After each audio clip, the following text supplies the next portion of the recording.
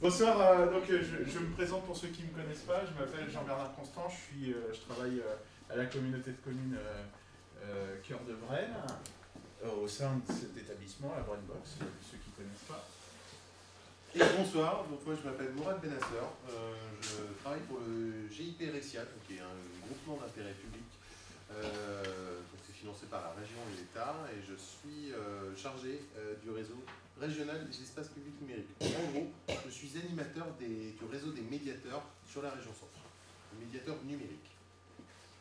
Donc ce soir, on vous propose dans le cadre de Human Tech Day, qui est une semaine organisée par la région centre sur le numérique et qui met en place plein d'animations partout dans la région centre sur le numérique. Donc il y a un programme à aller voir, il y a des conférences, il y a des salons, il y a plein de choses. Et donc on s'inscrit dans ce cadre et nous on vous propose ce soir une conférence débat autour du thème les dangers de l'internet et des réseaux sociaux face aux jeunes, enfin pour les jeunes, et puis un petit peu savoir en tant que parent quelles propositions, quelles choses on peut mettre en place pour faire face à ces risques et ces dangers.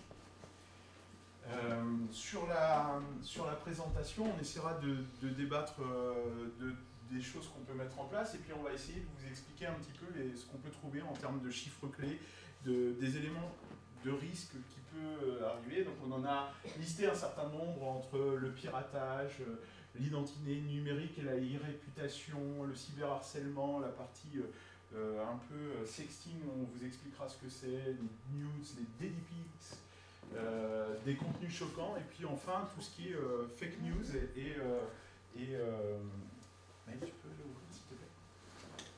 Fake news et endoctrinement. Donc on va essayer de lister un petit peu tous les phénomènes qu'on peut trouver, tous les éléments à risque qu'on peut trouver sur Internet, et comment les jeunes peuvent s'en prémunir et comment les jeunes peuvent acter face à ça. Alors pendant que Mourad accueille les derniers arrivants, j'ai envie de vous poser une question. D'après vous, alors, sur un échantillon, j'ai envie de dire 11-18 ans, quel temps par semaine passent les jeunes sur Internet? Vous avez une petite idée? 14-15 heures pour vous. C'est par semaine. C'est proportionnel à l'âge, effectivement. Mais vous êtes vraiment dans le vrai, puisque en 2017, la moyenne pour les 13-19 ans, c'était 15 heures et 11 minutes passées sur Internet. Alors comme tu disais, effectivement, c'est dégressif, hein, mais on voit que très tôt, sur les 1-6 ans, on passe déjà énormément de temps, et surtout, on voit qu'entre 2012 et 2017, il y a une énorme évolution. Et je pense qu'on a une évolution qui va croissante et qui va encore gagner du terrain. Ça me paraît. Comment? Ça me paraît peu. C'est déjà pas mal, hein, 15 heures des temps scolaires, c'est une moyenne. C'est déjà pas mal. Alors en termes d'équipement, taux d'équipement, c'est pareil, c'est quelque chose qui progresse énormément. Et moi, le chiffre qui m'impressionne, c'est les 13-19 ans sont équipés de smartphones à 84%. 84% des 13-19 ans ont un smartphone en 2018. Et là aussi, avec une évolution importante, puisque très tôt, même à l'école primaire, on a des enfants donc âgés de 7 à 11 à 12 ans qui commencent à avoir des smartphones. On a 22% d'équipements qui viennent parfaire la totalité des éléments numériques qu'on va trouver, ordinateur, console de jeu, tablette. Alors quand on parle de télévision, hein, c'est pas la télévision familiale, on parle bien d'équipement dans la chambre du jeune. Alors, ceci dit, en termes de modération, nous, notre époque de parents, on avait la télévision, on avait la console, on avait le Walkman, on avait l'appareil photo, le journal intime, le smartphone, finalement. C'est le journal intime qui vous fait rire. Mais on l'avait, hein, avec la petite clé. On avait la carte téléphone. Et tout ça est remplacé par le smartphone. Donc finalement, le temps passé est un petit peu dilué sur les éléments. Sur les réseaux sociaux, il faut savoir que maintenant, il en existe plus d'une centaine. Je parle que des réseaux sociaux publics. Celui qui a commencé, c'était Classmate en 1995, qui a été le premier réseau social qu'on a identifié et qui rassemblait finalement des personnes dans une classe, des générations d'une classe. Et le chiffre important, moi, qui m'impressionne, c'est en 2017, sur Facebook, on est à 2 milliards 270 millions de comptes partout dans le monde. Donc c'est vraiment un réseau social qui a inondé le monde.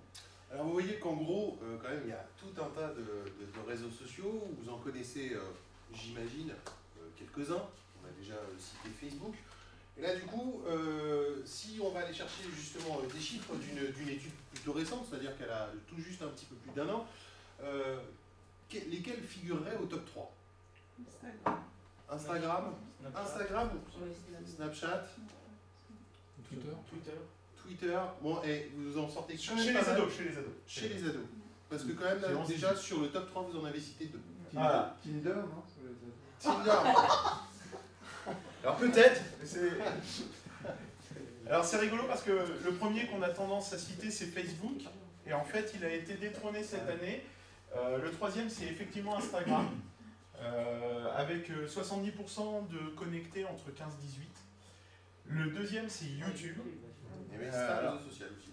Voilà, qui permet aussi de véhiculer. Et on s'aperçoit que les jeunes, petit à petit, se désengagent de la télévision pour passer sur des contenus médias Internet. Donc on pense à YouTube, on pense à Netflix. Et c'est de moins en moins des utilisateurs de télévision. Et puis le premier, actuellement en France chez les jeunes, c'est Snapchat. Facebook a été retiré. Alors, tout ça pour dire que... Facebook a été retiré parce qu'il a perdu... Du podium. A perdu. Oui, le Facebook est devenu un réseau social d'adultes au détriment des jeunes qui gardent quand même un compte pour avoir ce qu'on appelle Messenger, la capacité à communiquer, mais finalement un petit peu perdu en vitesse. On termine sur un rappel important. Normalement, les réseaux sociaux sont interdits aux moins de 13 ans. Quand vous faites une connexion, quand vous vous inscrivez sur un réseau social, vous devez donner votre âge et vous ne pouvez pas vous inscrire si vous avez moins de 13 ans. Or, 60% des 11-12 ans ont déjà un compte sur un réseau social. Oui, mais enfin bon, tout le monde sur leur âge. Exactement. Ah oui. Exactement. On dit, bah voilà, j'ai un an de plus, on change sa date de naissance pour... Et des fois, c'est avec consentement. Enfin, c'est-à-dire que c'est su par un ou les parents. Il ne faut pas forcément se dire que dans ce chiffre-là, il n'y a que en planque et que c'est caché de l'adulte. Hein. Pas forcément. Alors sur les réseaux sociaux, finalement, les usages des 11-18, c'est quoi? C'est regarder des vidéos, on a dit, avec YouTube, c'est discuter avec des amis et la famille, voilà, c'est échanger, et puis publier, partager, globalement, envoyer des photos, discuter avec ses amis. Sur la partie, on va dire, les contre, les choses qui sont négatives sur les réseaux sociaux, on s'aperçoit que les jeunes vivent mal un certain nombre de points. La plupart, c'est ennuyés par une ou plusieurs personnes via le numérique. On leur envoie des messages, on leur envoie des éléments qui font l'objet de commentaires ou de blagues. Donc on est plutôt sur du cyberharcèlement. Puis enfin, 19% se plaignent d'avoir eu un compte piraté. Dernière chose qui me semble importante de dire, et là je m'adresse plutôt aux parents, sur les stats nationales, on s'aperçoit que 61% des jeunes ont un appareil numérique en permanence avec eux. Et pire, 31% de ces jeunes se réveillent la nuit pour répondre à des messages. Alors, illustré par l'élément qu'on vous a montré. Et donc, je vous propose de vous expliquer un petit peu, on vous propose de vous expliquer comment ça fonctionne Internet, parce que un des risques les plus importants, c'est tout ce qui est piratage, protection de ces données et usurpation d'identité. Et ça passe par comprendre comment ça fonctionne. Quand vous connectez à Internet, ici, vous avez un routeur Wi-Fi qui vous permet de vous connecter. Et donc, chaque personne va se brancher à ce routeur via une IP privée. C'est-à-dire qu'ici, tout le monde qui se connecte à ce routeur va avoir un numéro qui est attribué, qui permet d'identifier quelqu'un. La vraie personne qui se connecte à Internet, ce n'est pas les éléments qui sont derrière, c'est le routeur qui, lui, va se connecter à Internet. Sauf si on est en 4G et qu'on se connecte directement via ce réseau. Est-ce que là, pour l'instant, parce que comme il y a des mots un peu techniques, je suis lui le technicien, est-ce que là, pour l'instant, c'est clair en fait, pour tout le monde? Parce que si on commence à se perdre dans des termes techniques... Voilà. N'hésitez pas à m'arrêter. Et le risque là-dedans, c'est de faire attention quand on se connecte. Alors quand on est à la maison, tout va bien, on est en privé, mais parfois, si on est en public, on pourrait très bien penser se connecter au routeur, alors qu'en fait, on passe par une tierce personne. Sans le savoir? Sans le savoir. Se connecter à n'importe quel réseau Wi-Fi sans se poser la question vers qui je me connecte, c'est déjà se poser un problème de ne pas savoir où on va. Alors, je m'entends, hein, dans votre maison, vous avez tous, en général, vous êtes connecté via une box qui vous est offerte par votre fournisseur d'accès à Internet, une Livebox, une Freebox, une SFRbox, peu importe, et c'est un réseau privé, tout va bien. Mais maintenant, plus ça va, plus vous pouvez vous connecter ici à la Brainbox sur un réseau ouvert. Vous pouvez aller au McDo, on vous offre du Wi-Fi et vous êtes sur un réseau ouvert. Vous pouvez aller dans un hôtel, dans une ville où on vous offre un réseau ouvert. C'est même super pratique, c'est ce qu'on attend en règle générale, de plus en plus, des lieux que l'on peut fréquenter, des lieux publics. Tout à fait. Et ce qu'il faut savoir, c'est que ces réseaux-là, en fait, chaque ordinateur se voit et parle les uns avec les autres. En disant, moi je vais aller sur Google, est-ce que c'est toi Google? Et l'autre ordinateur dit non, va demander à quelqu'un d'autre, et il demande à quelqu'un d'autre pour obtenir finalement un certain nombre de choses. Et que font les hackers? Les hackers, ils font ce que je suis en train de faire, c'est-à-dire qu'ils scannent le réseau. Et actuellement, je suis en train de lister, moi je me suis connecté avec mon ordinateur à ce réseau, et je suis en train de lister tous les ordinateurs qui se connectent à ce réseau. Et il se trouve que je ne connais pas celui-là, là, IBPC. Donc ça, c'est quelqu'un de vous qui vous êtes connecté là tout à l'heure, parce qu'on a fait exprès, on a laissé le réseau ouvert Wi-Fi. Desktop VRK 70, ça c'est un ordinateur que je ne connais pas. Alors JBPC, voilà, ça je sais, c'est moi. Tous les autres, là je vois que c'est mon téléphone, etc. Mais finalement, il y a des personnes ici dans cette salle, alors je ne sais pas encore lesquelles, mais qui se sont connectées au réseau gratuit et que j'arrive à voir. Et non seulement j'arrive à voir, mais en plus avec un petit logiciel qu'on appelle un sniffer. Grosso modo, ça écoute tout ce qui se passe sur le réseau. Je me suis amusé à écouter mon réseau. Et en écoutant mon réseau, j'ai fait exprès. J'ai fait un petit email tout à l'heure à Mourad pour lui donner un exemple. Et en écoutant mon réseau, on peut s'apercevoir, alors je sais que la lisibilité n'est peut-être pas forcément formidable, mais je peux voir que déjà on est sur un compte POP, c'est-à-dire un email, d'accord? Et j'ai sniffé que test@coeurdebrain.fr a essayé de se connecter avec un password qui s'appelle, pour test@coeurdebrain, mot de passe. Et on voit le mot de passe en clair, parce qu'il n'a pas été chiffré. D'accord? Vas-y doucement, les gens commencent à te bénir là. C'est vrai? Alors, grosso modo, je voulais vous expliquer que si vous vous connectez à un réseau ouvert, vous avez l'impression d'être vous face à Internet. Or, vous ne pouvez pas vérifier que derrière, il n'y a pas quelqu'un qui est en train d'écouter la conversation que vous avez au téléphone, entre votre smartphone et Internet, et qui est capable, très clairement, d'identifier ce que vous faites. Savoir sur quel site vous allez, savoir peut-être votre mot de passe si vous ne l'avez pas crypté, enfin on ne dit pas crypté, on dit chiffré, c'est-à-dire s'il est en clair, grosso modo, je peux me connecter. Et moi je suis tout seul, je me connecte dans mon hôtel, sur la connexion que l'hôtel me passe Wi-Fi, mais rien ne me dit que dans une autre chambre, il y a quelqu'un qui n'est pas en train d'écouter ce que je suis en train de faire. Et ça, c'est important de comprendre ça. Alors je m'adresse plutôt aux ados de cette salle, même s'ils ne sont pas nombreux, c'est de piger que derrière, se connecter à Internet, c'est aussi savoir chez qui on se connecte. Et on a intérêt à faire attention à ce qu'on fait. Vérifier qu'il y ait le petit cadenas quand on se connecte sur Facebook. Parce que le petit cadenas, justement, ça chiffre et ça empêche de voir le mot de passe en clair.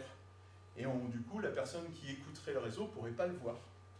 Ok. Ouais, excusez-moi, le chiffrage, mais ça se fait, comment on peut chiffrer un mot de passe? En fait, On a à une chaque opération fois, par nous-mêmes? on appelle un certificat. C'est pour ça que quand on va sur un site, alors par exemple, je vous donne un exemple. On a été tout à l'heure regarder un article sur Le Figaro. Voilà. Sur Le Figaro, je ne sais pas si vous voyez là, vous avez marqué, c'est marqué non sécurisé. C'est-à-dire que là, actuellement, tout ce que je vais envoyer sur ce site sera lisible par n'importe qui. D'accord? Et si je mets mon login et mon mot de passe, alors on peut faire un test. Hein. Vous voyez que je peux me connecter au Figaro. Alors moi, clairement, je ne suis pas utilisateur du Figaro. Mais je ne sais pas si vous avez vu, là, il y a eu un petit changement. On a un cadenas. Et HTTPS. D'accord. Ça veut dire, le S de HTTPS, ça veut dire qu'on est sécurisé. On a finalement un échange entre moi et le site Le Figaro, un élément qui empêche de voir en clair les choses. D'accord? En fait, Donc ça, il vaut mieux créer un compte à chaque fois qu'on va sur un site en réalité, non? alors, ce que je dis, c'est que si vous vous connectez à un site, peu importe lequel, login, mot de passe sur Facebook, bien vérifier que quand vous vous connectez, vous êtes en sécurisé. Juste, je vais me permettre une toute petite parenthèse, en plus comme c'est un petit peu le sujet, qu'on est sur un site de médias, que nous avons un correspondant de médias ici, et qu'il souhaiterait prendre une photo. Est-ce que quelqu'un s'oppose à ce qu'il prenne une photo de la salle? Oui, on veut le droit à l'image. Ah mais c'est pour ça, Ah, bien sûr que non. autant que lui Bien le sûr que non, sache. bien sûr. On va faire le Voilà. Une plaisanterie. Merci. Bah, excuse-moi, je ferme. Non, je t'en prie, c'est très bien. En fait, c'est le site qui chiffre le mot de passe. C'est le site qui chiffre le mot de passe, tout à fait. Il n'y a pas une manip. On vérifie que On le n'a site- pas de manipulation, ça, d'accord. En tant C'est la question, qu'internaute, ça, d'accord. en tant qu'internaute, je n'ai pas de manipulation précise à avoir quand je me connecte. Par contre, j'ai un œil attentif à avoir. Justement, c'est ce petit cadenas, c'est ce petit S à la fin de HTTP avant l'adresse. C'est tous ces petits codes-là, en fait, qui sont importants de toujours surveiller. Puis soyons logiques, si je veux aller voir mes comptes sur la banque, je ne vais pas le faire dans le McDo ou dans le hotspot public dans la ville. Je vais plutôt le faire chez moi quand je serai connecté à une box que je sais sécuriser. D'accord? Je m'adresse aux jeunes parce que souvent, ces jeunes-là, ils ont un smartphone, mais ils n'ont pas forcément des gros forfaits et donc ils vont partager des connexions avec leurs copains ou se connecter au premier réseau gratuit. Mais attention, quand on fait ça, on est susceptible d'être écouté. Parce qu'on vous rappelle bien, comme il l'a précisé tout à l'heure, là, on est bien sur une connexion publique. Quand je me connecte en 4G, là, je suis en direct. Même si je suis dans la rue, je suis dans un lieu public, c'est pas le même type de connexion. D'accord, le 4G Ah. c'est différent. Parce que moi j'ai eu ce problème, si je suis à l'étranger par exemple, si je veux aller voir sur ma banque, comment ça se passe? Quelle est la solution? Ben, la solution, c'est où est-ce qu'on se connecte et bien vérifier qui est ce cadenas quand on va se connecter à sa banque. Alors, en général, les banques, c'est plutôt bien géré. Là, on parle plutôt pour les jeunes et notamment en termes d'usurpation d'identité, on en parlera tout à l'heure. Ne pas donner son mot de passe, ne pas faciliter les choses à quelqu'un qui pourrait s'emparer d'un identifiant ou d'un mot de passe. Et la chose dramatique, c'est que si je suis le hacker, moi, d'accord, je peux très bien détourner ce que la personne est en train de regarder. C'est-à-dire que j'ouvre mon réseau et vous voyez que j'en ai appâté 2 là tout à l'heure en ouvrant mon réseau. Et j'imagine que maintenant je vais attaquer ces 2 personnes pour avoir des informations. Eh bien je peux très bien dire, ben moi, j'imagine que le grand débat, j'ai pas envie qu'il soit en Drôme, j'ai envie qu'il soit en Brenne. Voilà, tac. Eh bien, je viens de déplacer Macron en Brenne.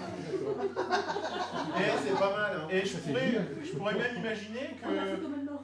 Allez, changeons la photo, c'est ça. Changeons la photo, changeons de lieu, tant qu'à faire, autant être crédible. Et je pense, à la place de Macron, je peux même mettre la Brainbox. Alors, on est d'accord que je viens pas de hacker le Figaro. Hein, je suis pas suffisamment fort pour hacker le Figaro. Je n'ai fait que changer la réalité que vous pourriez télécharger cet article en changeant un mot, une photo à la volée. Et c'est comme ça que font les hackers. C'est-à-dire qu'ils mettent un petit programme à la volée, vous faire croire que vous allez sur ce site, et en l'occurrence, ils utilisent cet élément pour récupérer d'autres informations. Par exemple, les touches de votre clavier ou les informations que vous mettez, ils vont les enregistrer, les avoir. Et ces infos, elles ont été enregistrées, donc il n'est pas obligé de les consulter et de les utiliser tout de suite. Elles sont mémorisées, il peut le lendemain ou... Exactement, exactement. Donc les hackers font ça. Alors, dans la brain, ouais. Le seul moyen donc pour vraiment être sûr que ça se passe pas, c'est qu'il y ait le cadenas. Le cadenas, là avec ce que je viens de Et faire, je viens de HTTPS. prouver que même en cadenas, je pourrais changer des choses à la volée. Donc il faut faire attention Mais sur là, quoi on c'est se non connecte. sécurisé, Là, en effet, là. là, c'est qu'il n'y en a pas Ouais. sur la page. Oui, mais même sur un élément sécurisé, je pourrais changer la réalité. Ah, quand même. Mais oui, puisque en fait, si je suis le hacker, vous consultez quelqu'un, admettons que vous vouliez aller voir Le Figaro, que je me mets entre Le Figaro et vous, Ouais. eh bien, je peux très bien détourner ce que vous voyez en vous faisant croire que c'est Le Figaro. D'accord? Donc si vous vous connectez à moi au lieu que ce soit sur la box, je peux vous faire croire ce que vous voulez. D'accord?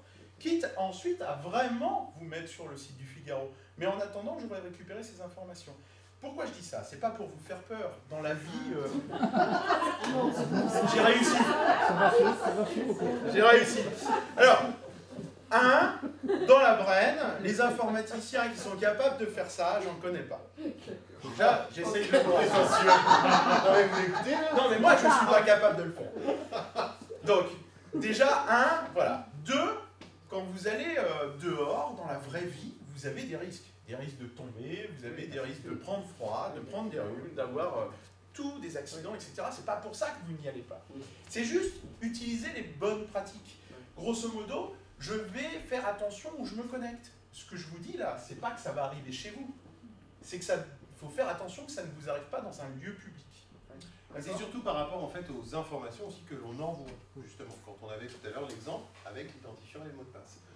Mais aussi, ce que je rajouterais par rapport à ce genre d'informations, hein, c'est que quand on voit des infos sur Internet, autant aller aussi croiser un peu les sources, aller vérifier. Vous savez, les trucs dont on parle vachement, là, les infox, les fake news. Eh bien, là, typiquement, voilà, c'est « Oh non, j'ai vu tout à l'heure, il y a Macron qui vient dans la braine. Je vais quand même peut-être aller vérifier. Je vais croiser les infos. Parce que clairement, là-dessus, voilà, on est sur un exemple de facilité, quelque part, sur le fait où ça vaut peut-être le coup d'aller chercher sur 2, allez, au moins 2 sources, 3 sources, c'est quand même le top. Et on rajoute en plus, attention à ce que vous donnez. Là, vous allez avoir super peur. Attention, on l'a fait tout à l'heure. Attention à ce que vous partagez. Parce que avoir un smartphone, dans un smartphone, maintenant, il y a un GPS, d'accord? Il y a une connexion en permanence. C'est pas parce que vous n'allez pas sur Internet que votre smartphone ne se connecte pas sur Internet et vous envoyez des informations importantes. Quand vous téléchargez une application, souvent, sur un smartphone, je ne sais pas si vous connaissez ça, mais au début, on vous dit, est-ce que vous autorisez à avoir accès aux photos, accès au GPS, accès... Et ça, si on le fait, ben, j'ai envie de dire, on a tendance à faire accepter, accepter, accepter. Le pire, c'est que parfois, si on n'accepte pas, ben, du coup, on ne peut pas utiliser l'application. Mais il faut bien être conscient de ce qu'on fait quand on fait ça. On est en train d'autoriser à une entreprise d'utiliser des informations sans vous demander explicitement de remplir un formulaire, comme on l'a fait tout à l'heure, en vous demandant telle ou telle question. Et notamment, je voulais prendre cet exemple, quand vous avez un smartphone Android, quand vous allez sur Android, c'est Google, hein, j'espère que tout le monde connaît Google, quand vous achetez un smartphone Android, eh bien, quand vous créez un compte chez Android, vous créez un compte chez Google, il vous demande l'autorisation d'activer les données GPS. Si vous connectez à votre compte, ce que j'ai fait, là je ne sais pas si vous voyez, j'ai ma tête qui est en haut, je me suis mis sur Google Maps, qui est un service de Google, et dans la partie Google Maps, j'ai cliqué juste en haut, je vais vous montrer. Bon, je vous montrerai tout à l'heure pour pas... Je ne vois plus Maps. Oh, à droite. Voilà. Donc ce que j'ai fait, c'est que je me suis mis sur Google Maps, comme si on allait chercher un trajet, et ici, là, vous avez un petit menu, et dans ce menu, il y a marqué vos trajets. D'accord? Et là, quand je charge vos trajets, j'ai la totalité de mes trajets depuis que j'ai accepté qu'ils me tracent. Donc là, on est sur l'année 2019, et vous voyez, je suis allé partout en France sur cette année. Alors si je choisis 2018 pour que ce soit parlant, il se trouve qu'avec ma famille, on a été à Marrakech, ben, il m'a suivi. Il peut même me montrer le périple que j'ai fait. D'accord? Et si je me dis, tiens, ben, qu'est-ce que j'ai fait aujourd'hui? Si je prends aujourd'hui, donc on est en 2019, et donc aujourd'hui on est en janvier. Ah. Non, je suis en décembre. Janvier 2019, et on est le combien? 22. Voilà, aujourd'hui, ben voilà, aujourd'hui, je me suis levé, je suis allé à la radio France Bleu Berry, je suis allé à Châteauroux, je suis revenu à la Brandbox, il se trouve que j'ai fait une tache à mon pantalon, je suis revenu au blanc. Voilà. Et donc globalement j'ai fait 129 km pour 2h22 de voiture, j'ai marché 12 minutes. J'ai marché 12 mètres pour 2 minutes. C'est ça, que ça. Faut marcher une demi-heure par jour. Et ça, c'est dans le logo de... Ça, c'est quand vous dans le menu connectez du Mac, ça. avec votre compte Google et que vous autorisez. Et moi, je me suis amusé à regarder, je remonte jusqu'en 2004. Donc je sais quel trajet j'ai fait jusqu'en 2004, le nombre de trajets que j'ai fait, etc. Moi, du coup, tout à l'heure, je me suis amusé à faire le même exercice. Moi qui ne vais pas forcément automatiquement sur mon smartphone activer les données GPS et activer les données mobiles, mais là, en l'occurrence, surtout le GPS, et ben aujourd'hui, il y avait rien. En fait, il y avait juste ma position de départ chez moi. En fait, le dernier endroit où j'allais activer. Donc, n'allez pas non plus croire que avec ce truc en poche, vous êtes sans cesse pisté. Si vous êtes pisté, c'est parce que vous l'avez autorisé, ou vous l'avez activé. Et c'est ce en quoi justement il faut prendre conscience. Et alors, je m'adresse. Là, ça se désactive, ça? Oui, bien sûr. D'accord. Ah, Donc, il faut aller dans le menu de... Dans les applications, Faut revenir sur Mac, désactiver la géolocalisation. D'accord. Alors attention, moi je disais pas ça pour les jeunes, je suis désolé, je viens de montrer à vos parents comment ils peuvent savoir où vous êtes à tout instant. C'est pas ce que je voulais faire, hein, je tiens à signaler, mais voilà, je voulais vous faire prendre conscience que vous envoyez des informations sans le savoir. Ceux qui connaissent Waze, c'est un petit logiciel de GPS qui vous permet d'aller d'un point A à un point B. Il faut savoir que la première chose que fait Waze, il se connecte à Facebook. Alors que Waze, c'est Google. Qu'est-ce que Google va envoyer comme information à Facebook? Bizarre. Tout à l'heure, on voyait avec moi, Google m'a dit, c'est bon, tu peux rentrer à la maison. Enfin, il ne le met pas comme ça, mais grosso modo, d'habitude, je débauche à 18h, 18h15. Il m'a envoyé une notification, retour maison, tant de minutes, c'est clair, il n'y a pas de bouchon. Donc ça veut dire qu'il sait déjà que je vais débaucher à 18h, 18h15. Alors que je ne lui ai pas dit, je ne lui ai pas donné mes horaires de travail. Mais avec l'habitude, il sait que je fais ce trajet-là à 18h le mardi soir. Donc c'est important que vous sachiez qu'on donne un certain nombre d'informations à tous ces GAFA et à tous ces sites, et que ces sites sont parfois aux États-Unis que vous n'avez pas forcément accès. Alors tout ça, c'était pas pour vous faire que peur. Identité numérique, ça c'est hyper important aussi. Et là, je m'adresse aux jeunes. Tout ce que vous postez actuellement sur des réseaux sociaux laisse une trace, et laisse une trace dans des serveurs qui sont en général pas en France. Facebook, c'est américain, Google, c'est américain, Apple, c'est américain. Et donc, ces informations-là, c'est très difficile de les effacer. Donc, tout ce que vous faites aujourd'hui, vous l'enregistrez quelque part numériquement. Alors, pour vous donner un conseil, j'ai fait appel à Barack Obama. Ouais, rien que ça, on a déplacé Barack Obama ce soir.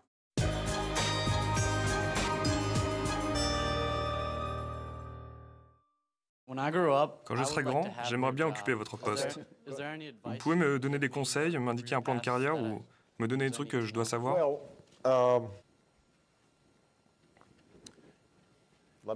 Je vais te donner quelques tuyaux très pratiques. Tout d'abord, je veux que vous fassiez tous très attention à ce que vous publiez sur Facebook. Nous sommes dans l'ère de YouTube, et tout ce que vous y mettez pourra être retrouvé un jour plus tard dans votre vie. Quand on est jeune, on fait des erreurs, des bêtises. Et j'ai souvent entendu des histoires de jeunes qui publient n'importe quoi sur Facebook. Et un beau jour, quand ils vont à un entretien d'embauche, quelqu'un fait une recherche et voilà. Tu vois là, je viens de te donner un vrai conseil politique. Et donc il... Ouais, vas-y. Non, mais vas-y. Donc il a raison, c'est-à-dire que actuellement, les cabinets de recrutement commencent par googliser, par vérifier l'identité numérique d'une personne. Ça fait partie des premières choses que font les DRH. Donc faire attention à son image est hyper important parce qu'il n'y a pas d'oubli, c'est très difficile. Le droit à l'oubli, il est reconnu en France, il y a la CNIL qui est là pour surveiller. On a un certain nombre d'organismes, mais le problème, c'est que ces informations-là, elles sont aux États-Unis. Et faire retirer ces informations, c'est quelque chose de très compliqué. On va plutôt tendance à essayer de les faire diminuer dans la zone de recherche plutôt que de réussir à les supprimer. Je me permets de dire que photographier, filmer quelqu'un sans son consentement, c'est passible d'1 an de prison et 45 000 € d'amende. Et je m'adresse aux jeunes. Ça veut pas forcément dire aussi ça veut aussi dire que quand on prend une photo de quelqu'un d'autre sans son autorisation et qu'on la poste sur Facebook ou qu'on la poste sur un réseau social, ben finalement on est en train d'avoir des informations qu'on n'a pas le droit d'envoyer et qu'on peut porter préjudice à quelqu'un. On va passer à des choses très pragmatiques et vous verrez que ça a une incidence particulière. On a une mode. Alors, on a laissé exprès les termes anglais que sont les nudes, les daddy pics, les sexting et the revenge porn, qui en fait veulent dire de se mettre nu face à la caméra. Les daddy pics, c'est ce que vous voyez. Alors j'ai pris les plus soft, si vous tapez daddy pics dans Google, vous verrez que c'est les plus légères et finalement on est en train de signer quelque chose à quelqu'un et on prend une photo et on l'envoie. Ces phénomènes-là sont la porte ouverte, comme on va le voir tout à l'heure, au cyberharcèlement parce que ce qui paraît être dans l'intime, c'est-à-dire j'envoie une photo nue de moi à quelqu'un d'autre, ce quelqu'un c'est peut-être votre petit ami, le petit ami que vous avez. On ne peut pas vérifier que derrière, dans le temps, ça reste votre petit ami et que du coup, celui-là pourra l'utiliser pour obtenir autre chose. Et on s'aperçoit quand même que 16% des ados ont déjà été harcelés sur leur mobile, 14% ont reçu des messages à caractère sexuel de leurs camarades et 10% de la part d'un inconnu. Et si on parle des photos, après il peut aussi y avoir du contenu texte. Là aussi. On peut très bien aussi se servir du message que l'on a envoyé et puis se voir se le retourner. Du coup, parmi les petites questions que vous aviez en rentrant, il y avait ce thème-là. Juste pour info, parce qu'après je vais vous donner juste des pourcentages, mais vous avez été 8 parents à répondre et il y avait, que je ne me trompe pas, voilà, 6 jeunes. Je vais commencer par les... Bon, n'en parlez pas. J'ai à la question « Pensez-vous que votre enfant a déjà envoyé à quelqu'un des informations intimes, images ou textes ?» 63% dans la salle a répondu non, 13% a répondu oui, et 25% je ne sais pas. Et chez les jeunes, eh bien, 83% ont répondu non, j'ai jamais envoyé d'informations intimes, et 17% oui. Donc finalement, les jeunes sont plus sages que pensent leurs parents. C'est ça. Alors, ce qu'on voulait vous montrer aussi, c'est que c'est lié, ce phénomène de nudes et daddy pics, c'est lié au cyberharcèlement. Et notamment, je voulais vous montrer comment, très rapidement, on peut avoir ces informations sur Facebook. J'ai fait exprès. Et là, tout le monde se dit, ah, ça y est, il va encore nous sortir un truc. Hein. Il va encore nous faire un exemple. Alors, j'ai fait exprès, j'ai choisi local, je me suis connecté à la page du collège des Minigouttes, qui est le collège du Blanc. J'ai essayé à Tournon et j'ai essayé à Busancé, même résultat. Vous pouvez vous amuser à la maison, vous verrez que c'est la même chose. Et on peut imaginer que je suis un cyberharceleur ou quelqu'un qui veut obtenir quelque chose d'un ado et donc lui vouloir du mal. Donc je vais commencer par regarder qui c'est qui navigue sur ce site. Et puis, à un moment donné, que ce soit en post ou en réalité, je vais trouver un jeune. Là, c'est le cas, je vois un Dylan, donc je clique dessus.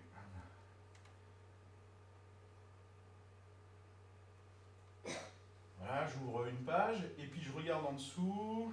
Tiens, j'en vois un autre, Fabien, que je ne connais pas, hein, on est d'accord. Et je vais analyser un petit peu sa page. Alors, dans le cas de Dylan, globalement, je ne sais pas grand-chose. Si je veux regarder, déjà, il a caché sa photo. Dans son journal, ben, j'ai des infos, mais si je les ai parcourues tout à l'heure exprès, parce que j'ai préparé un minimum pour vous montrer, mais il n'y a rien, il y a sa tête, voilà, il ne dit pas grand-chose. Si je vais chercher dans « à propos », ben, je ne trouve pas grand-chose, d'accord? Tout est caché, voilà, très bien. Chez Fabien, alors là, c'est différent. Là, si je lis la première phrase, parce que je ne sais pas si vous voyez, là, c'est « je m'appelle Fabien et j'ai eu 14 ans le 18 juin ». Déjà, je connais son âge, d'accord? Si je vais en bas, ben, j'ai plus de photos, des photos explicites. Si je vais en bas, je vois qu'il a 87 amis. Donc là, je suis déviant, je veux faire du mal à un ado, ben, je vais aller voir qui c'est qu'il a comme ami. Et je vais ouvrir la page de ses amis qui me paraissent avoir le plus d'accès, le plus facile d'accès. Et donc je vais regarder des gens qui postent des photos, des ados qui postent des photos de ce type, voilà, du Snap, jour. Et là, pareil, je vais retrouver des informations, habite le blanc, membre. Et si je clique sur « à propos », ben, 17 octobre 94, c'est sa date de naissance, je vois ses amis, je vois ses photos, je vois ses vidéos, je vois même des lieux dans lesquels il a été, ses programmes télé, ses mentions j'aime. Donc je vais pouvoir commencer à parler avec lui pour essayer d'obtenir des informations. Et non seulement je sais, mais si en plus il m'a mis son vrai nom de famille, ben, j'ai plus qu'à aller chercher sur l'annuaire, voir où il habite. Donc déjà, je peux avoir une pression sur lui. Et il faut savoir que 9 enfants sur 10 acceptent sur les réseaux sociaux des personnes qu'elles ne connaissent pas. Qu'ils ne connaissent pas. Grosso modo, je vais me faire un faux profil et je vais la demander, ou le demander, en ami. Et je sais déjà de quoi je vais parler. Là, globalement, je vais pouvoir parler des informations qu'il aime bien. Je me doute qu'il aime bien Instagram. Il est un peu geek, etc. Il est au blanc, il a été au cinéma. Donc je sais déjà des informations et je vais pouvoir engager la conversation. Et je vais vous montrer donc un témoignage d'un jeune qui a vécu un cyberharcèlement d'un adulte qui en fait s'est révélé être leur prof de basket, qui a harcelé 17 jeunes à Lisieux. Et voilà ce que le jeune dit. Alors je vais revenir un chouille en arrière. C'est un reportage sur France 3 Normandie, puisque ça s'est passé là-bas. Et donc voilà ce que le jeune dit. Tu as été victime d'un cyberharcèlement, c'est comme ça qu'on dit, de la part d'un adulte qui se faisait passer pour une fille, c'est ça? Oui, pour une jeune fille, tout à fait. Donc ça commence sur Facebook avec une simple invitation d'un profil féminin, à savoir Marion Hamel. Et puis une discussion s'engage. On se sent obligé de répondre parce qu'une fille nous aborde, donc c'est sympathique. Et puis comme tous les enfants à peu près de cet âge, on commence à parler sexe. Et jusqu'au soir où on nous demande d'allumer notre webcam et là de nous masturber, tout simplement. Une fois que c'était fait, la soi-disant jeune fille nous demandait de recommencer sous peine de voir notre vidéo, la vidéo de notre masturbation publiée. Donc le harcèlement part de cette base-là. Et à quel moment tu t'es rendu compte que derrière l'ordinateur, de l'autre côté, ce n'était pas une jeune fille mais que c'était un adulte? J'ai eu quelques suspicions au début, parce que je parlais à cet adulte sous son vrai nom, sous son vrai profil sur Facebook. Et je me suis rendu compte que c'était la même fréquence, les mêmes fautes d'orthographe qui revenaient, à savoir des messages très, très courts, très, très rapides, écrits très rapidement. Mais je ne me doutais pas, j'étais pas sûr à 100% que c'était cette personne-là, quoi. Parce que c'était quelqu'un que j'estimais, c'était quelqu'un qui faisait partie de ma vie, donc je pensais pas du tout à ça. Est-ce que tu as pu en parler à l'école avec tes copains? Ouais, une fois que je me suis fait piéger, je voulais pas que ça les touche eux, donc j'ai essayé de faire de la prévention, ce que je pensais normal, ce que je pense toujours normal. Et donc on a pu en discuter, maintenant ils connaissent les dangers, parce que forcément quand c'est quelqu'un qu'on connaît, qui est très proche, qu'on connaît, on est toujours affecté. c'est plus parlant qu'un livret qu'on nous donne à l'école ou d'une intervention extérieure. Donc eux sont avertis et eux connaissent l'histoire. Et tes parents, à quel moment tu les as alertés que de l'autre côté de la webcam, il y avait peut-être quelqu'un qui avait des intentions contestables? Je les ai jamais alertés. Par contre, un soir de harcèlement, j'ai été voir ma mère, j'en pouvais plus, j'avais les larmes aux yeux et je lui ai dit dis à cette fille d'arrêter de me harceler, j'en peux vraiment plus, ça dure depuis trop longtemps. Et c'est la première fois que ma mère en entendait parler. À la question, as-tu déjà été témoin de harcèlement numérique? Donc là, au sens large du terme aussi, SMS, réseaux sociaux, etc. 83% a répondu non. Ça, c'était pour les jeunes. Et concernant les adultes, il y a 38%, non, 63% pardon, qui répondent non. Et les 38% restants, je ne sais pas. Alors sur le cyberharcèlement, il faut savoir que ça touche une personne sur 5. 7% des collégiens ont été victimes. Et alors, on parle de cyberharcèlement, c'est pas forcément à caractère pornographique. Il suffit de se moquer d'un physique, d'un état. Il faut savoir que je vous ai mis 2 cas, mais quand on a préparé cette soirée, en fait, j'en ai trouvé des centaines. En France, ça devient aussi important. Et je vous ai trouvé un cas, notamment de Juliette, 15 ans, qui s'est suicidée parce que, quand elle avait 13 ans, elle avait envoyé une photo d'elle torse nu, et que, du coup, cette photo a véhiculé entre les enfants du collège. Donc le cyberharcèlement, pour trouver ces 2 cas, le deuxième cas, c'est les 17 jeunes dont un, vous avez entendu témoigner, cyberharcelés par leur professeur de basket. On s'aperçoit que le cyberharcèlement, ça va dans 2 thèmes. Soit c'est les jeunes entre eux, finalement, qui vont s'acharner sur une personne. Il y a eu le cas de Jonathan, je ne sais pas si vous avez entendu parler, qui a vécu un cyberharcèlement et qui s'est immolé par le feu de désespoir à son collège. Il y a eu un film récemment, il n'y a pas très longtemps. Et le cas d'un adulte prend possession d'un compte faisant croire que c'est un ado pour harceler les personnes, et ça va crescendo. Et ce qu'on peut retenir de ce qui a été dit, c'est que le jeune n'en a pas parlé à ses parents. C'est des choses qui gardent souvent pour eux parce qu'il y a une honte derrière. J'ai fait quelque chose que j'aurais pas dû, et donc je n'en parle pas forcément à mes parents.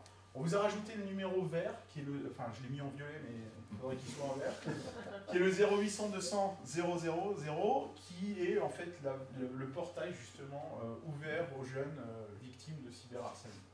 J'ai juste rajouté une autre question aussi qui était, qui était dans le questionnaire. Avec votre enfant, a-t-il déjà été affecté suite à une publication à son sujet sur Internet? Et où 88% des répondants ont répondu non. Et les restants, je ne sais pas. Chez les jeunes, par contre, 100% a répondu non. Et on passe justement sur tout ce qui est contenu choquant. Il faut savoir que sur Internet véhicule un certain nombre d'informations et que même si on est bienveillant, on se retrouve face à des propos, à des informations, à des contenus qui peuvent choquer. Et notamment, on a cette stat, sur les 11-18 ans, 35% ont eu ou ont vu des propos racistes ou homophobes, 25% ont eu accès à de la pornographie, 36% à des contenus violents.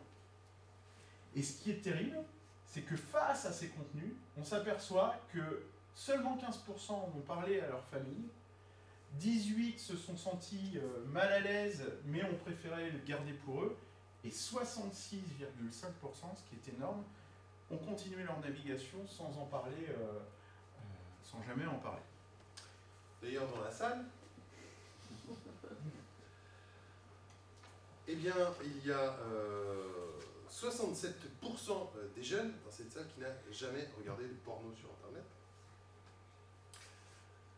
Et en parallèle, les parents, 38% d'un côté ont répondu non, 38% ont répondu oui, et les restants ne savent pas. Et enfin, je voudrais vous parler du PEGI, qui est en fait, on parle d'Internet, mais on devrait aussi parler de jeux vidéo. Et dans les jeux vidéo, il y a des jeux actuellement que les jeunes aiment beaucoup, qui s'appellent GTA ou Call of Duty, Fortnite. C'est des jeux qui ont, comme on l'a par le CSA au niveau de la télévision, ont des codes qu'on appelle le PEGI, qui permettent de dire à quel âge on a le droit de jouer à tel ou tel jeu. C'est un petit logo qui souvent est devant ou derrière, il est rectangulaire avec un gros P. Simplement P.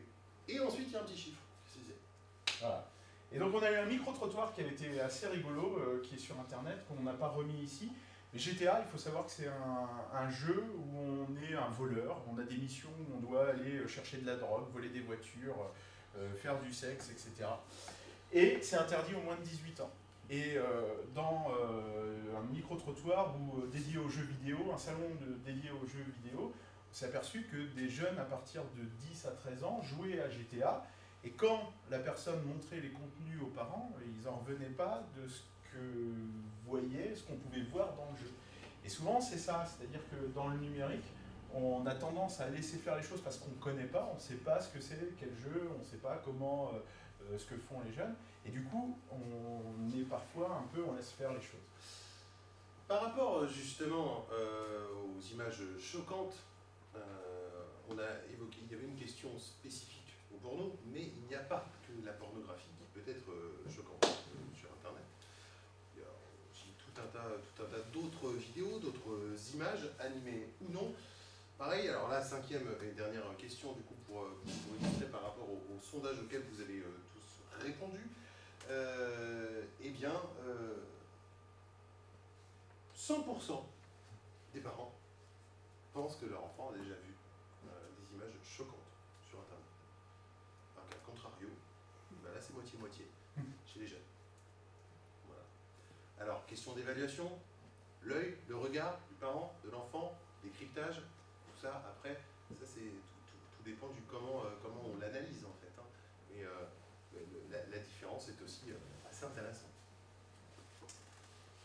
Alors, dernière chose qu'on voulait ouvrir en débat ce soir, derniers événements qu'on trouvait important d'évoquer avec vous, c'est le phénomène des fake news ou des fausses informations et tout ce qui est endoctrinement. On entend parler à cause de tout ce qui se passe en Syrie, au djihad, des jeunes qui avaient aucun antécédent se retrouvaient endoctrinés pour aller faire le djihad. Voilà. Donc ça, c'est assez important. On s'aperçoit que sur les 11 175 cas qui avaient été vus en 2016, 20% sont des ados. Et ça correspond à 5 à 500 dossiers qui sont actuellement traités par la justice. Donc c'est quand même assez important.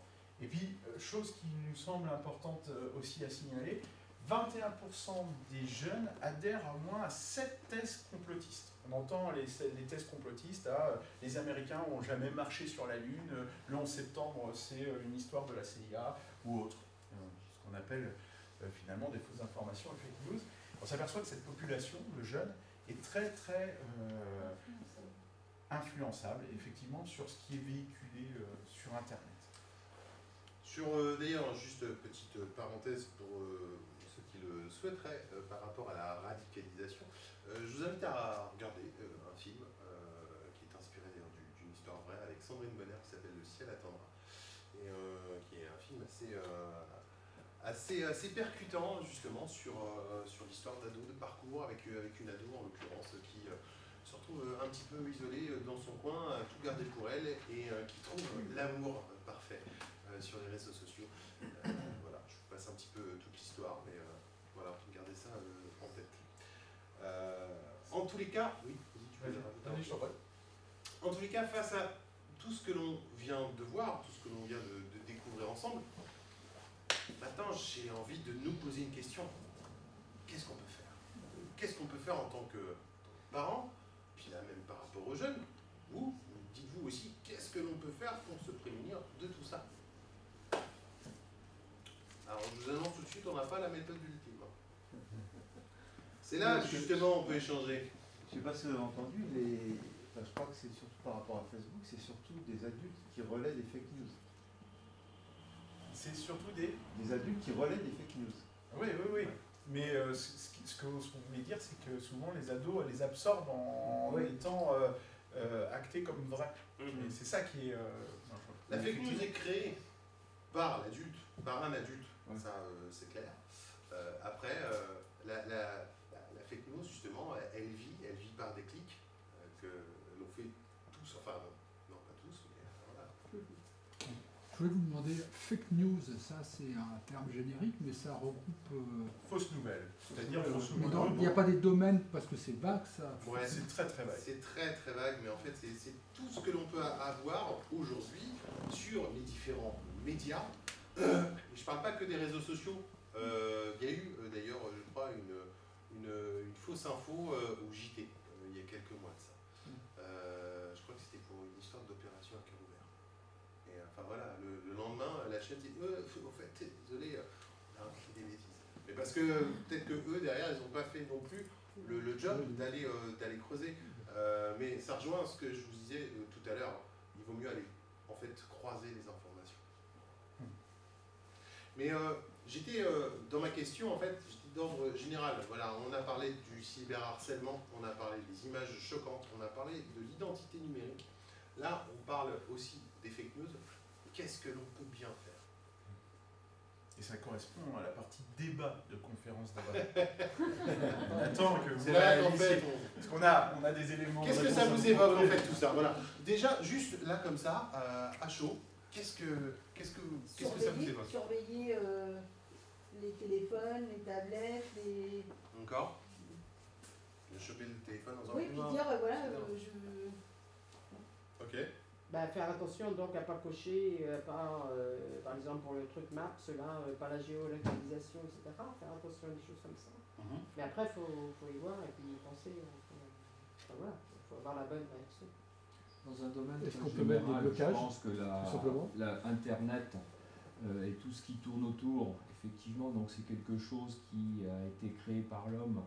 Donc c'est une machine qui peut être intéressante. Mais est-ce que l'homme, donc justement, ne s'est pas très très vite fait dépasser, donc justement par les capacités de cette machine? Ça, c'est en effet. C'est une question intéressante. Comme le comportement sur la route, c'est l'éducation qui compte. Donc il y a une chose importante qui devrait être plus prise en considération, c'est dans l'éducation, c'est à l'école, c'est un prof de numérique, ou un prof de réseaux sociaux, carrément. C'est une matière à part entière. Non, vous parlez avec les enfants. L'éducation, oui, ça implique. L'éducation commence donc au sein au milieu, donc au sein de la famille. Oui, parce que donc l'éducation par le corps enseignant, donc c'est vrai que c'est une chose, mais souvent quand il y a des problèmes, donc c'est trop tard. Donc quand l'enseignant intervient. Il faut que les deux soient. Mais c'est en priorité la cellule familiale. En effet, nous c'est ce qu'on s'est dit en échangeant tous les deux, en préparant ce soir et en échangeant en tant que parents. Il est clair que la communication reste une clé, enfin cela nous semble une clé importante. Avant finalement de peut-être tomber dans la répression, en chopant, je suis un petit peu dans la caricature, mais en prenant le portable, tu es en train d'écrire un qui vous voyez un peu là, j'ai bien dit je suis dans la caricature, hein. Mais en effet, il y a la communication. Après, c'est pas toujours facile, soit, en fait, la communication avec nos enfants, je pense que c'est un travail de longue haleine, c'est un travail qu'en fait on a commencé déjà un petit peu depuis, et après, tout dépend aussi du comment est-ce qu'on l'amène cette communication. Est-ce que c'est dans un esprit de flicage, ou est-ce que c'est dans un esprit d'intérêt? Qu'est-ce que tu fais en fait? Et c'est quoi tes loisirs? Parce qu'au-delà du club, ben voilà, je sais rien, avec tes potes, de quoi t'aimes parler? Je vous donne juste un exemple qui peut paraître très très sommaire, mais en fait, il y a un petit peu de ça. Les réseaux sociaux, Snapchat, moi je connais pas. J'ai fait le coup à mon fils, enfin j'ai fait le coup, en plus j'ai posé vraiment la question en disant, tu montres, ça marche comment en fait? Montre-moi finalement, parce que là, c'est toi qui sais, c'est pas moi. Il y a un monsieur qui est intervenu et je trouve que sa réponse est importante. Il a parlé en effet de couper, je crois. Non, non. de trouver des moyens de blocage, de verrouillage, finalement, pour empêcher l'ado d'aller sur certaines possibilités. Ce qu'on appelle sans les l'accord contrôles parental. parentaux. Voilà, tout à fait. Alors, les contrôles parentaux, c'est vrai qu'il y a globalement, il y a deux possibilités. Il y a les filtres, qui des fois sont vendus, en plus, quand on achète ça. C'est comme ça que dans... Alors, je ne sais pas si c'est encore le cas dans les collèges, mais... Oui, nous, les collèges, je ne sais pas, mais dans les écoles primaires... Dans les écoles, par exemple, on ne peut rien chercher sur la sexualité des grenouilles. Voilà, c'est possible. Alors, des grenouilles, si. Des grenouilles, si. Attention, parce que j'ai tapé sexualité. Hein. Des grenouilles, ça marche. D'accord. Oui, juste des grenouilles. La sexualité des grenouilles, c'est pas possible. Et puis, sinon, il y a aussi... Alors, ça, c'est la petite option que tout le monde... c'est accessible à tout le monde, mais tout le monde ne le sait pas.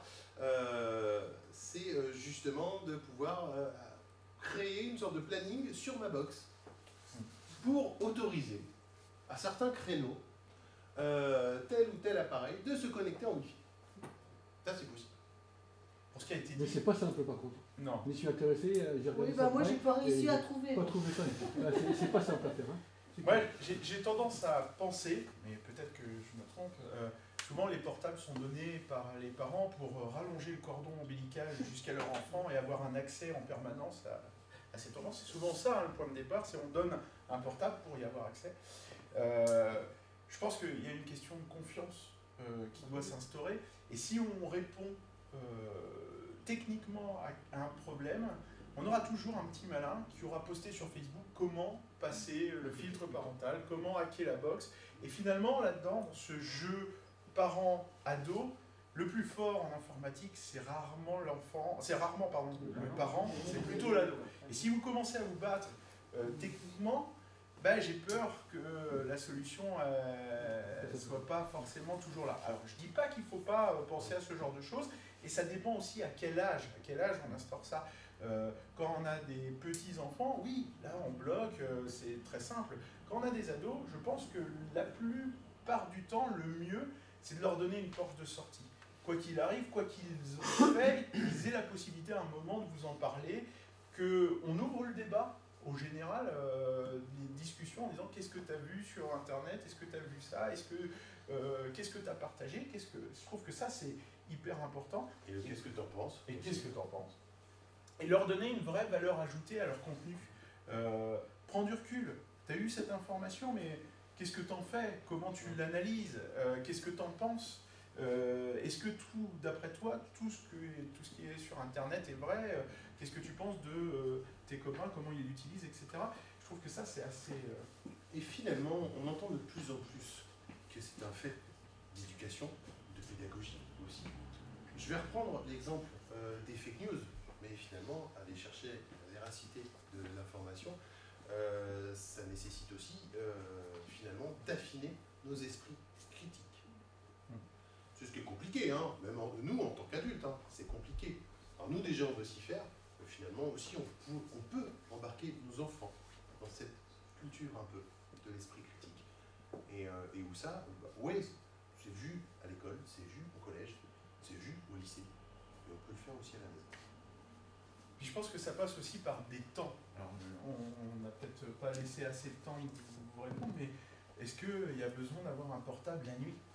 Grosso modo, quel est l'intérêt d'avoir un portable la nuit? C'est mon réveil. Ben voilà. Mon portable, c'est ma vie. C'est mon journal intime. Toi, t'avais un journal intime, moi, j'en ai pas. C'est cette relation-là hein, qui est compliquée aussi. Hein. Parce que je déconne qu'à moitié aussi, hein, quand je dis mon portable, c'est ma vie. Les jeunes, c'est ça. Hein. Certains, ouais. Ben ouais, non, mais parce que finalement, dedans, même nous, quelque part, en tant qu'adultes, dedans, avec toutes les données qu'on a, les messages, toutes les photos, si jamais le portable il crame, j'ai perdu toutes les photos. Ah, et le jeune, bah ouais, c'est sa fenêtre, en fait. C'est sa fenêtre vers le monde. Et puis dernière chose, il y a des moments où ils ont besoin forcément d'être seuls dans leur chambre face à leurs copains, ça, voilà. Mais finalement, jouer, prendre du temps sur Internet, c'est ce qui a besoin d'être enfermé, caché, etc. Est-ce que ça peut pas passer? Finalement, l'ordinateur, il est dans un lieu, au lieu que ce soit dans la chambre, dans un lieu ouvert à la famille, le salon, le bureau, et que finalement la porte, elle n'a pas besoin forcément d'être fermée sur ce temps donné. Quand il parle ou quand il téléphone à un copain, je comprends, il a besoin d'intimité, mais quand tu joues, non, potentiellement non. Donc je pense que ça passe par des petites choses comme ça. Tu voulais rajouter quelque chose avant que je passe à la slide suivante? Eh bien, je crois qu'en fait, on a dit... l'essentiel. Ouais, on a dit l'essentiel de ce qu'on s'était dit. Hein. Parce qu'on a préparé. Et notamment, on voulait vous proposer, alors il n'y a jamais une vérité absolue, hein, on ne peut pas vous donner des millions de solutions, mais on a divisé un petit peu en deux groupes. Ce que les parents peuvent faire, c'est ce qu'on vient de dire, c'est limiter la navigation et adapter le périmètre à l'âge de l'enfant, d'accord ? C'est-à-dire que grosso modo, on n'a pas besoin d'avoir un portable quand on a 8 ans et être derrière, et être sur des réseaux sociaux. Après, il y a une pression sociale qui est plus importante, et donc c'est compliqué de refuser le portable ou le smartphone à son adolescence parce qu'il va se retrouver un petit peu exclu, donc c'est compliqué, mais voilà, faire en sorte que ce soit logique. Discuter régulièrement, c'est ce qu'on a dit, échanger sur tout ce qui peut être véhiculé sur Internet, trouver un temps pour discuter de ça autour d'un repas, à un moment, favoriser les connexions dans une pièce commune, c'est ce qu'on disait, et puis on a envie. Et du côté des ados, du coup, ça aussi, ça rappelle un petit peu tout ce qu'on a dit, hein, mais de comprendre un petit peu l'enjeu des données personnelles, ça c'est super important, de tout ce que l'on peut laisser, que ce soit la nôtre, celle de nos amis, de notre entourage, d'y être aussi bienveillant. Vérifier les paramètres de protection de la vie privée sont bien activés. C'est pareil, tout ça, ça en découle. Il faut juste se dire que ça se trouve un jour, tout ça, ça peut remonter, même si c'est pas demain, même si c'est pas l'année prochaine. Tout à l'heure, il était aussi donné comme exemple justement les cabinets de recrutement, ou même un recruteur quelconque qui va aller googliser le nom. D'ailleurs, j'invite tout le monde à googliser son nom. Alors, des fois, ça peut être surprenant, mais ça, c'est super important. Alors, je fais un intermède, parce que je vois des fonds qui se plissent. Googliser, c'est taper son nom sur Google pour voir ce qui en sort. Pardon, je croyais qu'il avait employé le terme. Non, mais j'ai vu quelques Googlisers. Qu'est-ce qu'il dit? Voilà, pardon. Les rites qui sont là. Tapez votre nom sur Google et cliquez sur image aussi après, hein, parce qu'il y a des petits onglets là, image. Voilà, parce que ça, des fois, ça peut rapidement rattraper. Et ce serait dommage qu'en fait, dans quelques années, pour un stage ou un job, on se retrouve sans suite. Parce que mais si jamais, enfin, on peut faire ça pour vérifier, etc. Ouais. Et si jamais on voit quelque chose, on peut rien faire. Si, qu'est-ce qu'on peut faire là? Alors, ça demande un petit peu plus de temps, mais du coup, à partir de la source, en fait, parce qu'il y a souvent une adresse, donc du coup, on sait sur quel site, à quel site ça fait référence.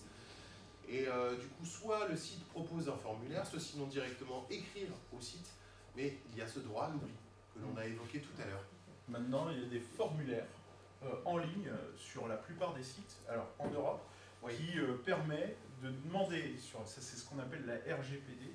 Alors j'ai oublié la signification, je vais vous leur donner le règlement général de protection des données RGPD personnelles. Avec un D personnel? Personnel. Personnel. Grosso modo, c'est une loi qui est active depuis le mois de mai qui permet finalement de demander à n'importe quel site que vous avez en information chez eux. Et ils sont obligés de vous envoyer ça dans un délai respectable. La protection des données. Voilà, protection des données. Et donc, ils sont obligés de vous envoyer les informations et vous avez des formulaires pour leur demander d'effacer telle ou telle information. Alors, cette RGPD, elle est européenne. Parfois, parfois c'est compliqué, effectivement. Quand on a été inondé, on s'est aperçu que, alors, on ne parle pas d'ados, mais des adultes, pour des raisons de vengeance, ont posté des choses souvent allant dans un cas de divorce ou juste pour atteindre à un collègue des choses très négatives, et en plus en associant ce nom à quelque chose qui ne paraît pas être ce que c'est en réalité. Je m'explique. Une personne qui aurait détenu une vidéo ou une photo de la personne nue ou en train de faire des choses qui sont d'ordre privé, vous pourrez très bien la référencer sur Google avec d'autres mots. Par exemple, Brainbox. Et quand on va taper Brainbox, on va tomber sur ce contenu, ce qui est assez désagréable. Et ça, c'est extrêmement compliqué parce que il faut essayer de faire oublier, et parfois, on se retrouve à des sites qui sont aux États-Unis et dont la loi française ne permet pas d'y accéder. Donc on a des agences qui sont spécialisées dans l'oubli et qui vont essayer de diminuer au maximum ça. En tous les cas, bien penser que voilà, toutes ces images, elles peuvent laisser des traces.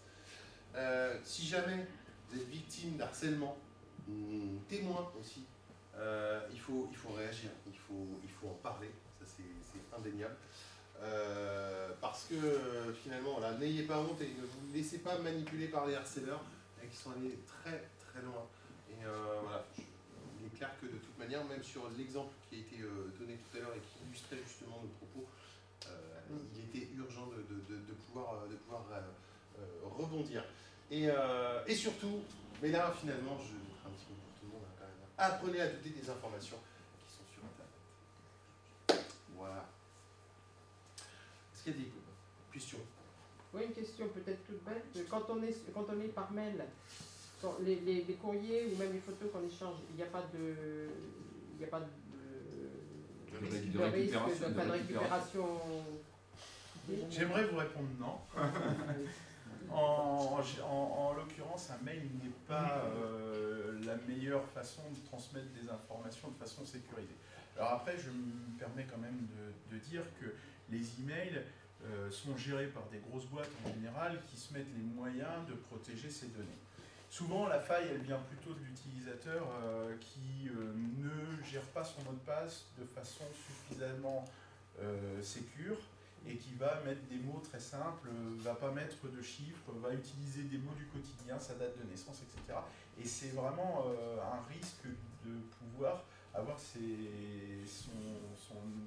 données qui sont récupérées. Il faut savoir qu'il y a eu quand même dans les dernières années beaucoup d'exemples d'emails qui ont été, de mots de passe qui ont été récupérés par des hackers. Orange en fait partie, Free en fait partie, SFR et Bouygues en font partie. C'est pas le domaine le plus sécurisé. Il n'y a pas très longtemps, il y a un cas à Mézières-en-Brenne où une personne a donné de l'argent parce qu'elle croyait que c'était l'autre personne qui lui demandait. Et en fait, c'était ce qu'on appelle un brouteur, c'est-à-dire souvent quelqu'un qui est en Afrique de l'Ouest, qui s'est fait passer pour quelqu'un qui a réussi à récupérer l'email. Donc tout ça, si vous voulez vraiment que ce soit sécurisé, ne naviguez pas sur Internet. Il y a des choses qui sont trop compliquées. Alors après, je me dis toujours, moi, la sécurité est en rapport avec la donnée. En échange de 1 à 1, j'ai envie de dire, il y a peu de risques. Si vous ne voulez pas qu'il y ait quelque chose qui se retrouve sur Internet, il ne faut pas le mettre sur Internet. Oui. À l'heure où on numérise tout. Bah ouais. Mais c'est tellement vrai. Hein. Bon.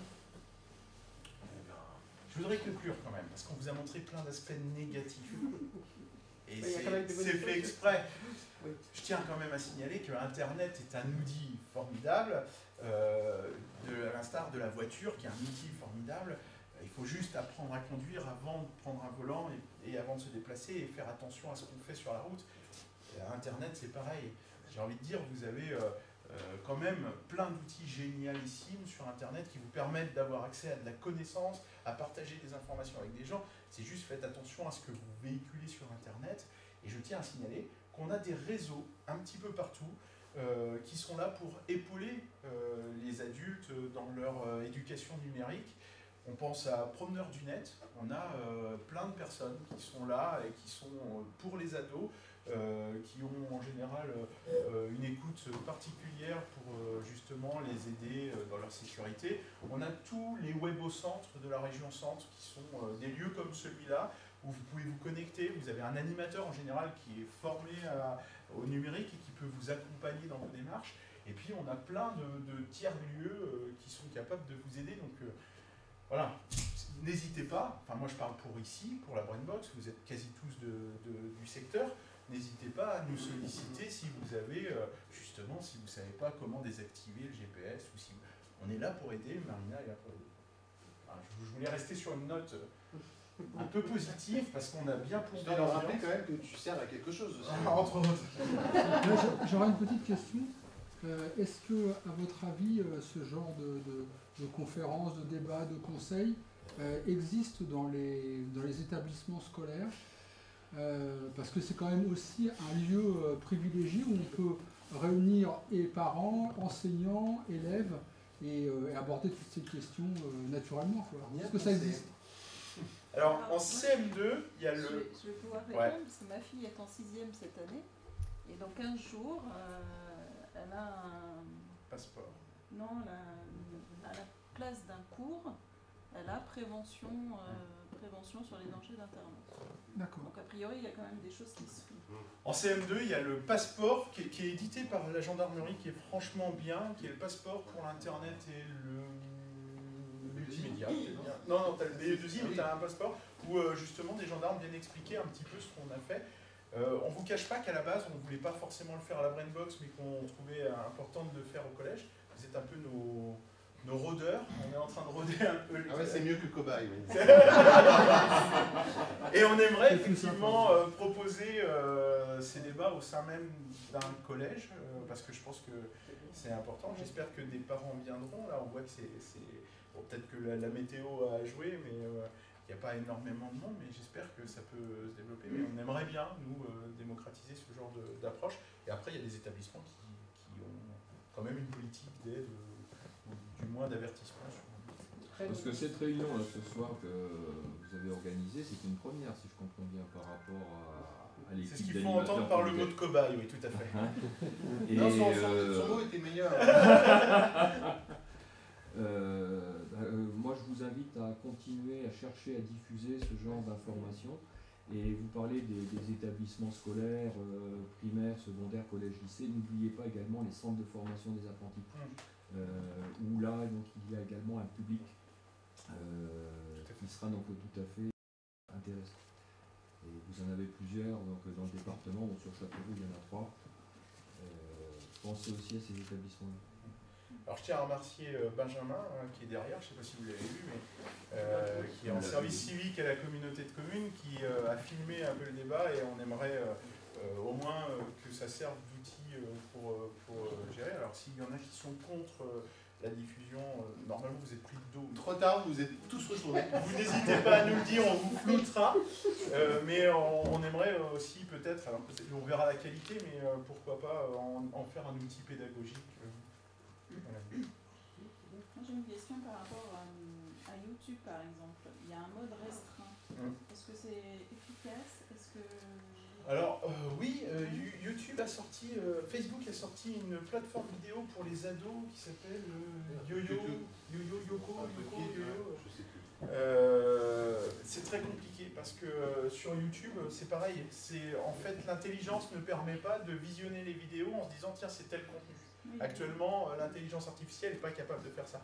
Donc c'est au bon vouloir de la personne qui va renseigner le résumé ou les mots-clés. Donc je peux très bien mettre un film pornographique et mettre Symphonie de Mozart, et quand vous allez tomber sur Symphonie de Mozart, vous aurez la désagréable surprise de voir quelque chose qui n'a rien à voir avec de la musique classique. Et ça, c'est très très compliqué. Alors vous pouvez toujours dénoncer ce genre d'agissement. En général, ça va assez rapidement, hein. Mais je ne peux pas vous garantir à 100%, même en mode restreint, vous ayez du contenu sûr à 100%. Pour les plus jeunes, une petite efficacité quand même. Oui, quand même. Vous avez d'autres questions? Sinon, je vous propose de boire un jus d'orange. Ça vous a mis beaucoup de pression? Non, c'est impressionnant parce que c'est vrai que voilà, on se dit qu'il y a des choses que c'est pas bien ceci que là, mais quand on écoute tout ça, c'est vrai que ça peut aller loin, quoi. Ce qui est important, c'est de prendre conscience des risques ou des dangers. Après, comme moi, je vais sur Internet, alors, sur 24 heures, j'y suis peut-être 17-18 heures. J'autorise mes enfants ici présents dans la salle à y aller. Voilà, c'est crescendo. Moi, la confiance, ça se gagne. C'est un peu comme dans tout. Donc, oui, en fin de compte, c'est parce qu'on ne sait pas trop comment faire qu'on hésite justement. Et je crois que voilà, il ne faut pas imaginer qu'on va sécuriser complètement le net. Il faut mieux parler à l'enfant et que lui, il puisse vous dire, bah voilà, je suis tombé sur quelque chose qui n'y allait pas, plutôt que on n'y arrivera pas. De toute façon, techniquement, on n'y arrivera pas. Il y a un autre aspect quant à l'utilisation de tous ces écrans. Je ne sais pas si vous aviez pensé à aborder c'était peut-être aussi un autre sujet, c'est tous les dangers que représente donc la luminosité de ces écrans en permanence, les ondes et autres. Vous voyez l'exemple, moi ça m'a choqué, mais bon ça je le savais, donc l'ado qui dort avec son téléphone à côté de lui, donc il est en permanence finalement sollicité par rapport à tous ces éléments que sont l'écran, la lumière, les ondes et autres. Je pense que ça aussi donc, serait peut-être un point sur lequel il y aurait besoin de se pencher. Pourquoi pas, ouais. Mais clairement, ça, je trouve que c'est une bonne pratique de dire avant d'aller se coucher, tu poses le portable à recharger sur le bureau ou sur la table de la cuisine. Et ce qui est assez impressionnant quand on voit les ados, moi j'ai pu constater que les notifications, elles arrivent super tard le soir. Donc, ça veut dire qu'il y a des ados qui échangent. Après, sur les ondes, il y a des débats, donc je ne rentrerai pas sur les débats. Mais pourquoi pas. On va en boire un coup, c'est ça? Merci en tous les cas à tous d'être venus.